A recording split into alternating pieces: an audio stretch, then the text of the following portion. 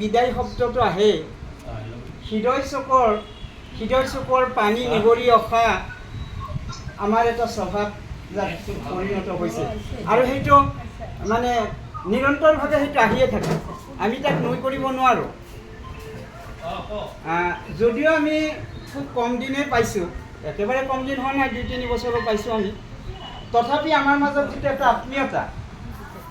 সেই আত্মীয়তাক আমি অস্বীকাৰ কৰিব নোৱাৰোঁ অসমীয়াৰ এখন অতিকে আপোন সম্পদ যাক বাপতি সাহোন বুলি ক'ব পাৰি এই বাপতি সাহোন গামোচাখনেৰে মই তেওঁৰ ওচৰত মোৰ শ্ৰদ্ধা লগতে মৰম আৰু প্ৰীতি স্নেহ আগবঢ়াই মই তেখেতক আগবঢ়ালোঁ আৰু এইখন সামান্য এখন উপহাৰ বুলি ভাবি লৈ পেলাই গ্ৰহণ কৰিব পৰা আমি মুকলিকৈ প্ৰকাশ কৰাৰ কাৰণে ইয়াত কেইটামান হিয়াৰ মুকুতা মণি সজাই পেলাই আমি তেওঁক এইখিনি আগবঢ়াইছোঁ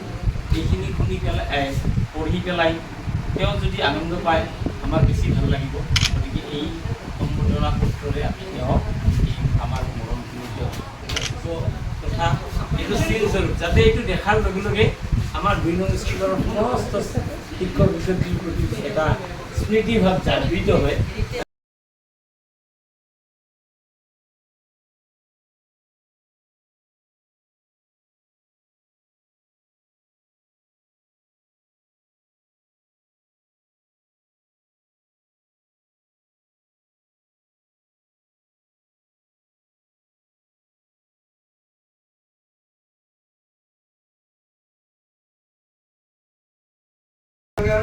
সমূহ শিক্ষক শিক্ষয়িত্ৰী কৰ্মচাৰী ছাত্ৰ ছাত্ৰীবৃন্দই আপোনালৈ আন্তৰিক শ্ৰদ্ধা ভক্তি আৰু কৃতজ্ঞতা জনাইছোঁ